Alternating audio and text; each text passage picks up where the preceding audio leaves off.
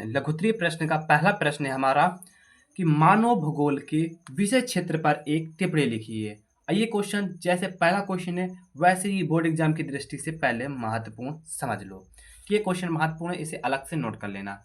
मानव भूगोल के विषय क्षेत्र पर एक टिप्पणी लिखिए। यही प्रश्न सेम प्रश्न कभी कभी दीर्घ उत्तरीय प्रश्न में भी पूछता है कि मानव भूगोल के विषय क्षेत्र पर एक टिप्पणी लिखनी है। उत्तर समझो। मानव भूगोल का विषय क्षेत्र बहुत ही विस्तृत और विभिन्नताएं लिए हुए है। मानव भूगोल का विषय क्षेत्र बहुत ही विस्तृत है और विभिन्नताएं लिए हुए है। आपको एक एक लाइन समझनी है, ठीक है, अच्छे से समझनी है।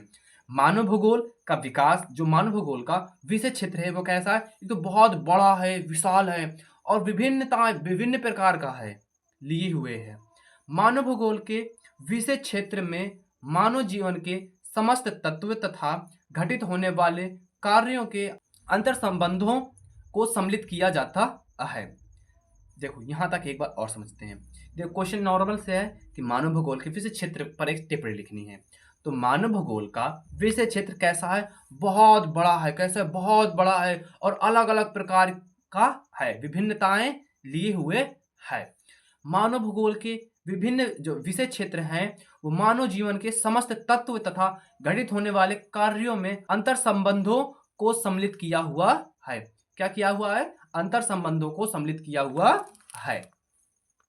मानव भूगोल का विषय क्षेत्र उसके अन्य सामाजिक विज्ञानों के संबंध के साथ भी जुड़ा हुआ है। मानव भूगोल का विषय क्षेत्र उसके अन्य सामाजिक विज्ञानों के संबंध के साथ भी जुड़ा हुआ है। ज्ञान तथा तकनीक का विकास होने से मानव भूगोल का क्षेत्र और उपक्षेत्र भी बढ़ जाते हैं, ये बढ़ भी गए हैं। देखो यहां से और समझो कि मानव भूगोल का विषय क्षेत्र उनके अन्य सामाजिक विज्ञानों के संबंधों के साथ भी जुड़ा हुआ है। ज्ञान तथा तकनीक का विकास होने पर मानव भूगोल का क्षेत्र और उपक्षेत्र भी बढ़ा हुआ है। यहां तक एक बार दोबारा से हम इसको समझते हैं। क्वेश्चन देखो एक बार अच्छे से, क्वेश्चन आपको याद होना चाहिए, आंसर नहीं याद होगा चलेगा पर क्वेश्चन आपको याद होना चाहिए। मानव भूगोल के विषय क्षेत्र पर एक टिप्पणी लिखनी है। तो मानव भूगोल का विषय क्षेत्र बहुत ही विस्तृत और विभिन्नताएं लिए हुए है। मानव भूगोल के विषय क्षेत्र में मानव जीवन के समस्त तत्व तथा घटित होने वाले कार्यों के अंतर संबंधों में सम्मिलित किया जाता है। मानव भूगोल का विषय क्षेत्र उनके अन्य सामाजिक विज्ञानों के संबंधों के साथ भी जुड़ा हुआ है। ज्ञान तथा तकनीक का विकास होने से मानव भूगोल का क्षेत्र और उपक्षेत्र भी बढ़े है। इसके आगे थोड़ा उसे भी समझ लेते हैं कि मानव भूगोल के विषय क्षेत्र में मानव के पृथ्वी पर वितरण तथा पर्यावरण के साथ होने वाली अंतःक्रियाओं के संबंध को सम्मिलित किया जाता है। यहां तक पहले समझो कि मानव भूगोल के विषय क्षेत्र में मानव के पृथ्वी पर वितरण तथा पर्यावरण के साथ होने वाली अंतःक्रियाओं को संबंधों को सम्मिलित किया जाता है।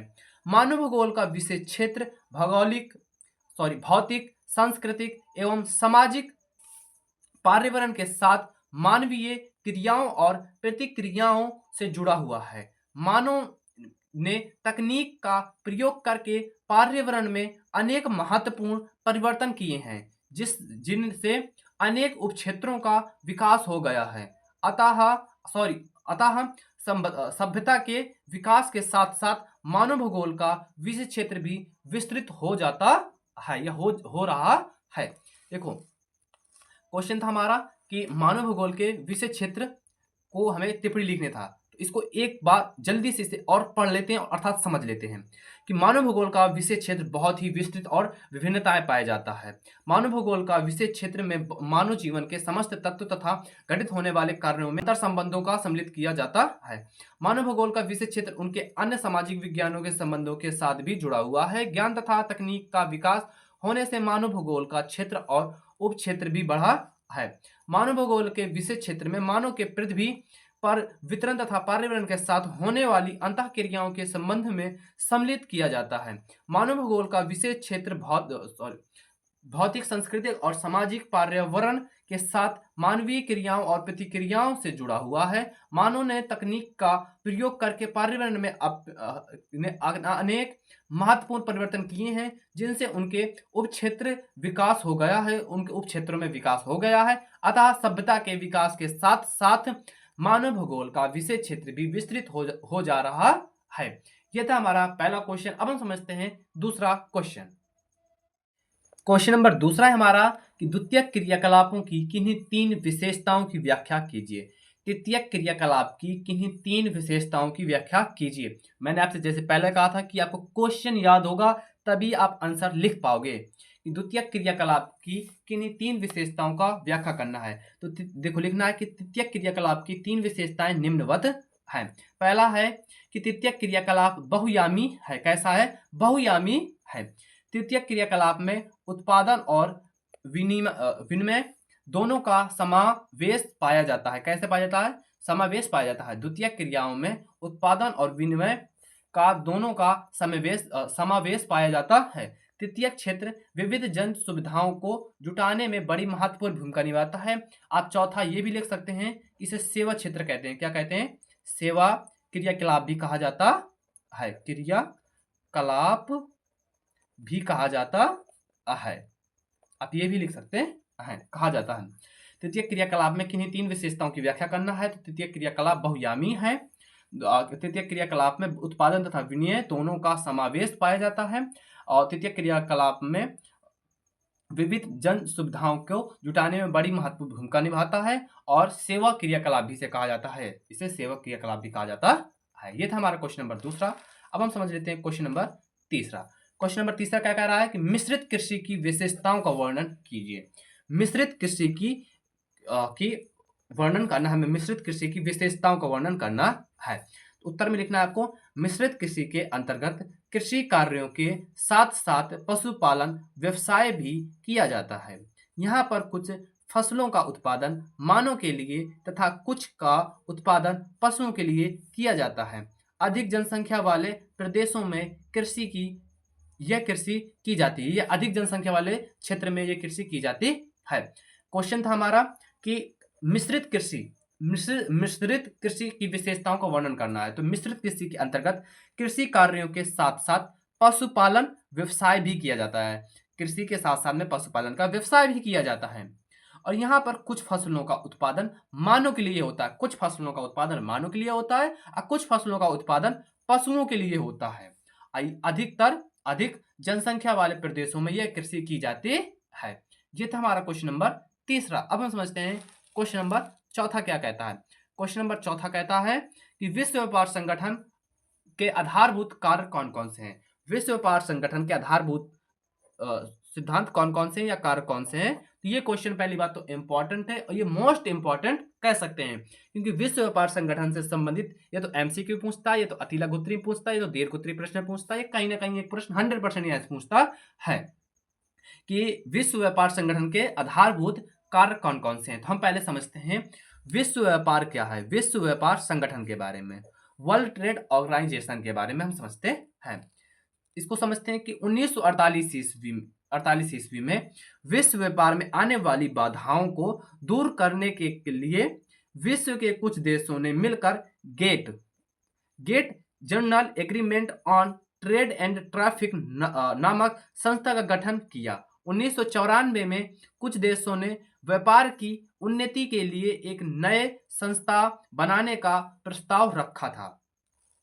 अतः जनवरी 1995 ईस्वी में गेट को डब्ल्यूटीओ विश्व व्यापार संगठन के रूप में बदल दिया जाता है। क्वेश्चन था हमारा कि विश्व व्यापार संगठन के आधारभूत कार्य कौन कौन से। अभी हमने कार्य नहीं समझे, हमने केवल समझा है विश्व व्यापार संगठन क्या है। तो विश्व व्यापार संगठन को एक बार और समझेंगे पहले, इसके बाद हम समझेंगे विश्व व्यापार संगठन के प्रमुख कार्य कौन कौन से हैं। तो पहले समझो, 1948 ईस्वी में विश्व व्यापार में आने वाली बाधाओं को दूर करने के लिए विश्व के कुछ देशों ने मिलकर गेट का फुल फॉर्म आता है बोर्ड एग्जाम में लिखने को, 2 नंबर में आता है अतिलघु प्रश्न में, गेट का फुल फॉर्म क्या होता है। General agreement on trade and tariffs नामक संस्था का गठन किया था 1994 ईस्वी में।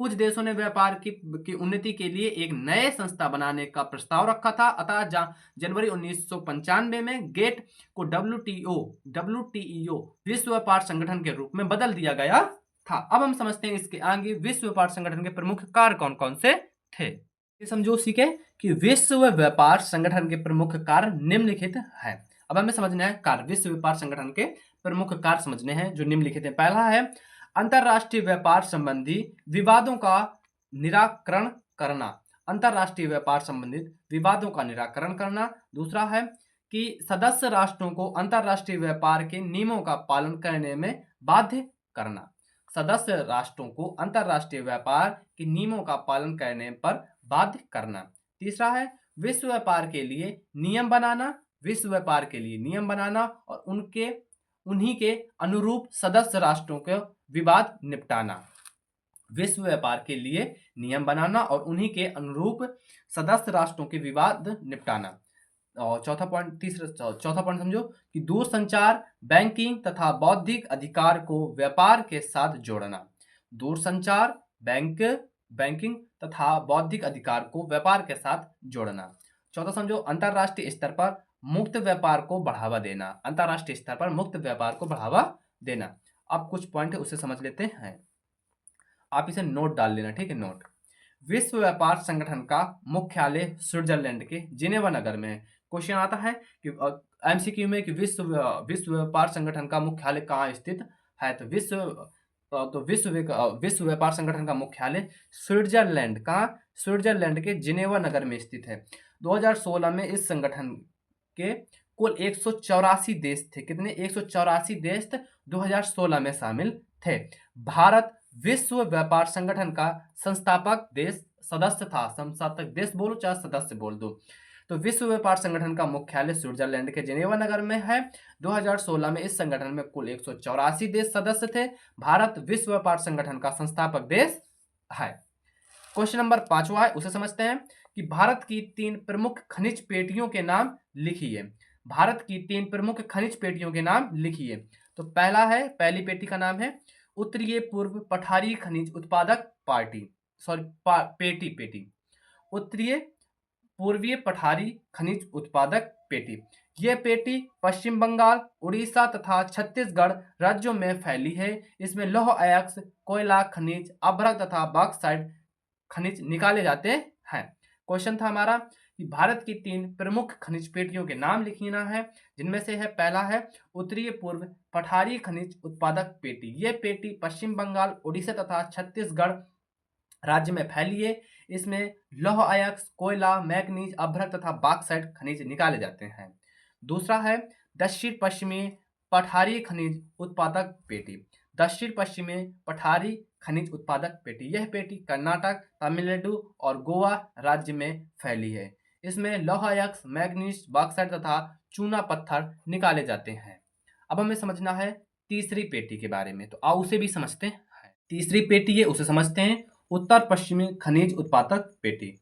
उत्तर पश्चिमी खनिज उत्पादक पेटी में आपको लिखना है कि यह पेटी राजस्थान और गुजरात राज्य में फैली है। इसमें तांबा, जिंक, ग्रेनाइट, संगमरमर तथा जिप्सम निकाले जाते हैं। तीसरी पेटी है उत्तर पश्चिमी खनिज उत्पादक पेटी। यह पेटी राजस्थान और गुजरात राज्य में फैली हुई है। इसमें तांबा, जिंक, ग्रेनाइट और संगमरमर तथा जिप्सम निकाले जाते हैं।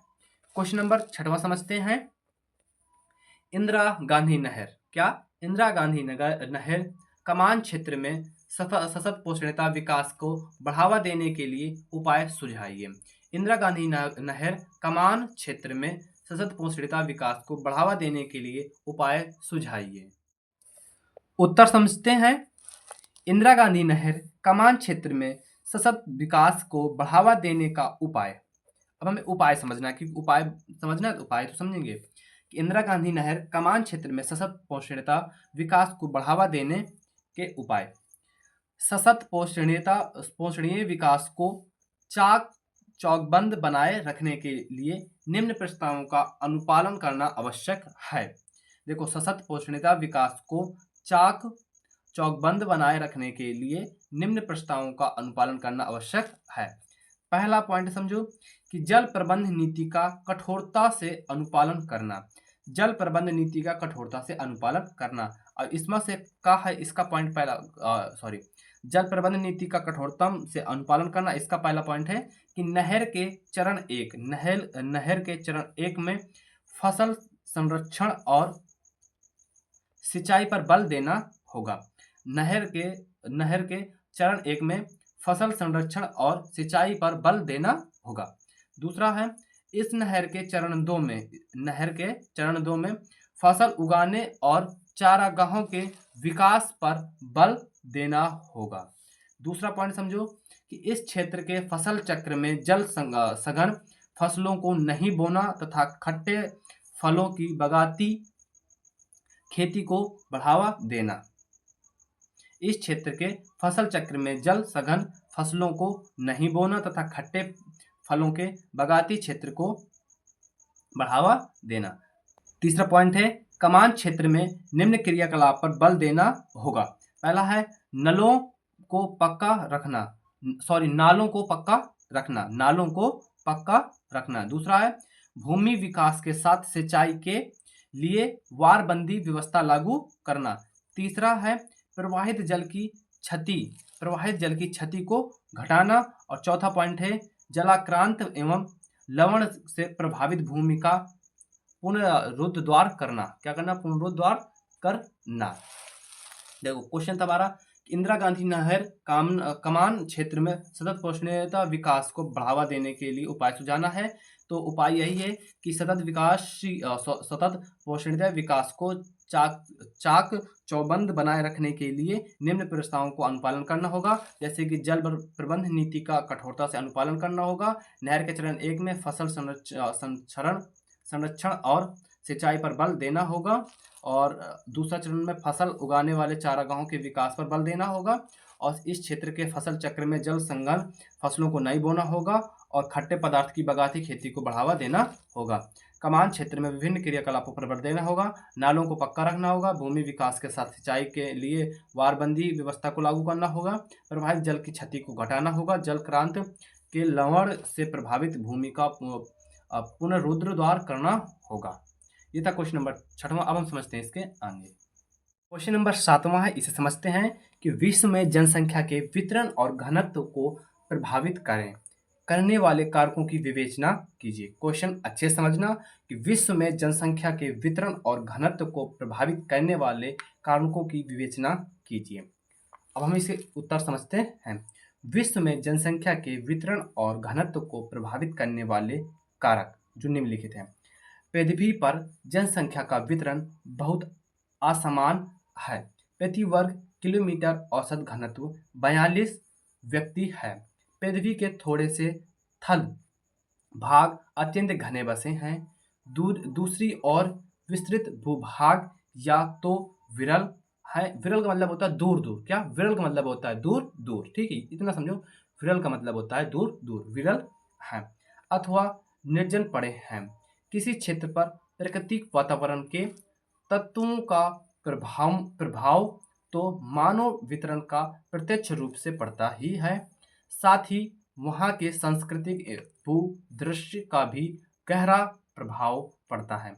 प्रमुख कारण निम्नलिखित हैं, जिन्हें हम बाद में समझेंगे। पहले हम इतने को ही समझ लेते हैं कि विश्व में जनसंख्या के वितरण और घनत्व को प्रभावित करने वाले कारकों को व्याख्या करना है। विश्व में जनसंख्या के वितरण को प्रभावित करने वाले कारण निम्नलिखित हैं। पहला समझो कि पृथ्वी पर जनसंख्या का वितरण बहुत असमान है, अर्थात पृथ्वी पर जनसंख्या का वितरण अलग अलग है, बहुत ज्यादा डिफरेंट है, अलग अलग है। ठीक है, फिर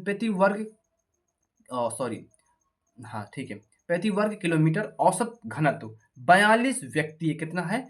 प्रति वर्ग 1 किलोमीटर में 42 व्यक्ति रहते हैं। कितने? 42 व्यक्ति हैं। पृथ्वी के थोड़े से थल पर अत्यंत घने क्षेत्र बसे हैं, अत्यंत लोग हैं। देखो कहीं कहीं देखते हो, जैसे दिल्ली समझ लो, दिल्ली में छोटा है पर कितने ज्यादा लोग, सबसे ज्यादा जनसंख्या है, सबसे ज्यादा जनसंख्या है। ठीक है, थोड़े से स्थान पर बहुत ज्यादा जनसंख्या, और दूसरी ओर वहीं पर बड़े से स्तर पर बहुत कम जनसंख्या है, अर्थात बहुत विरल का मतलब होता है कम, दूर दूर मतलब बहुत कम होता है, कम भी होता है और दूर दूर भी होता है। ठीक है, क्वेश्चन के हिसाब से, लाइन के हिसाब से बैठाया जाता है कि कम बोलना है कि दूर दूर, अपने हिसाब से आप समझ लेना। विरल इसीलिए लिखा हुआ है, ठीक है।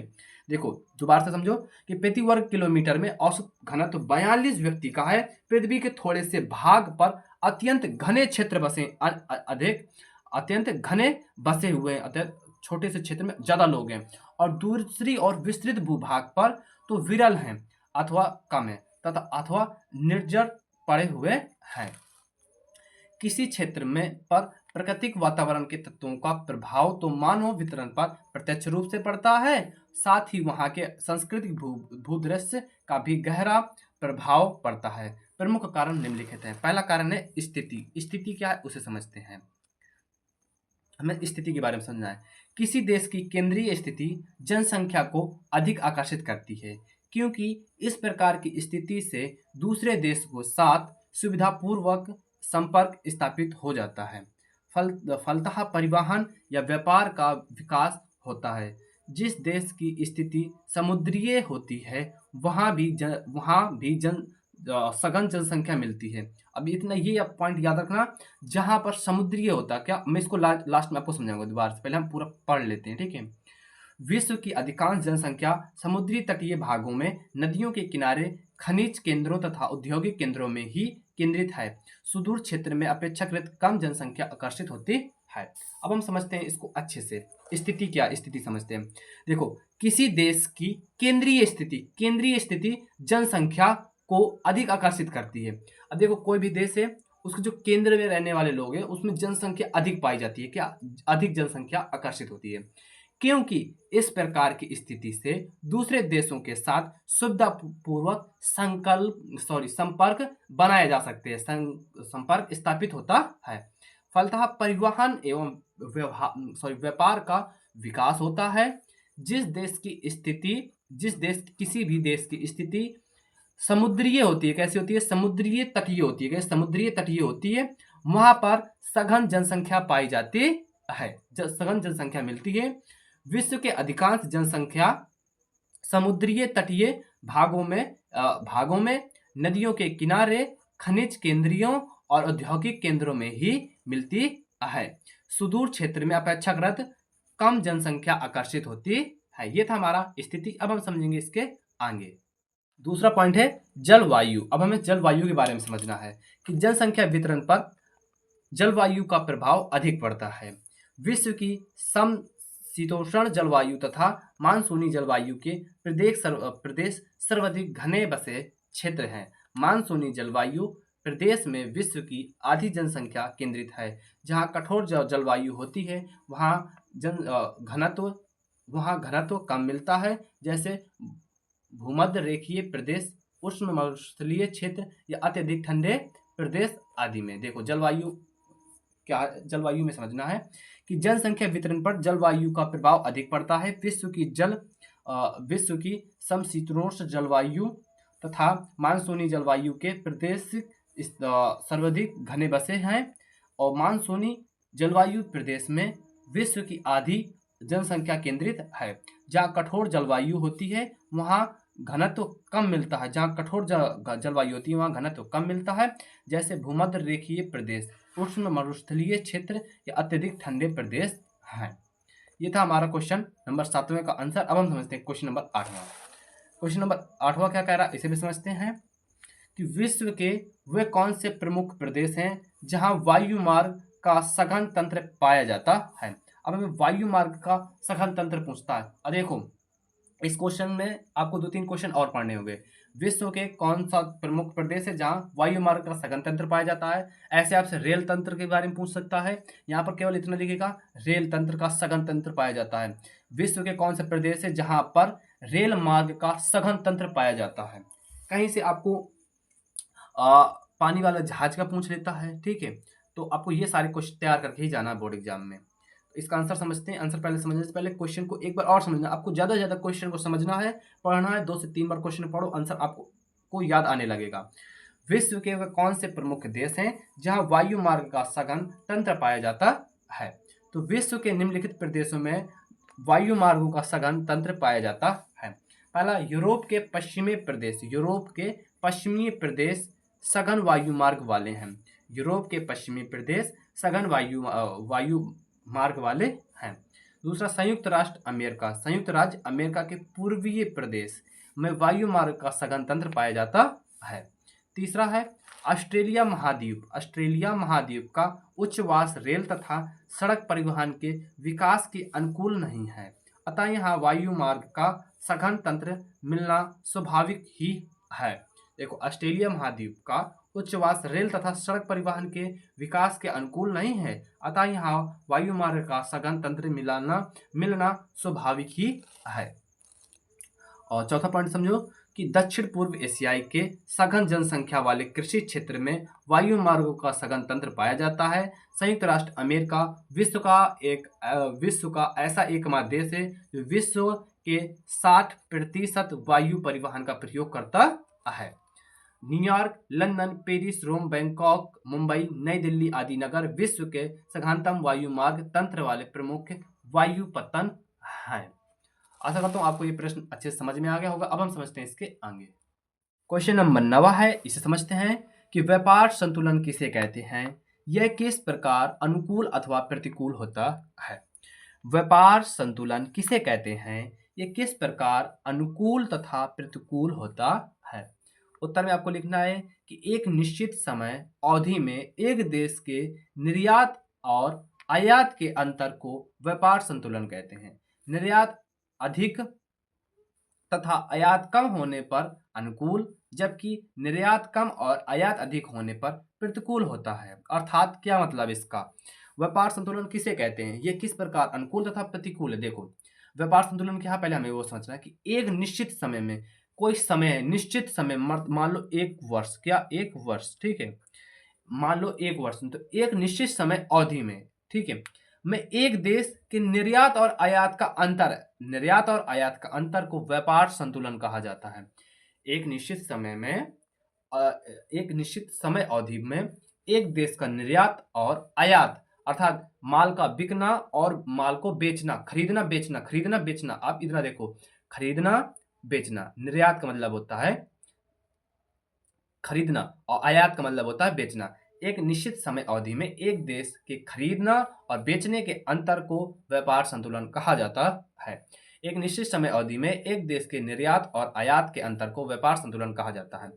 आयात अधिक तथा निर्यात अधिक तथा आयात कम उसे अनुकूल कहते हैं। क्या कहते हैं, अनुकूल कहते हैं। निर्यात अधिक, आयात कम अनुकूल, आयात कम अनुकूल, जबकि निर्यात कम और आयात अधिक होने पर उसे प्रतिकूल कहा जाता है। एक बार और समझो, एक निश्चित समय अवधि में एक देश के निर्यात और आयात के अंतर को व्यापार संतुलन कहते हैं, ठीक है।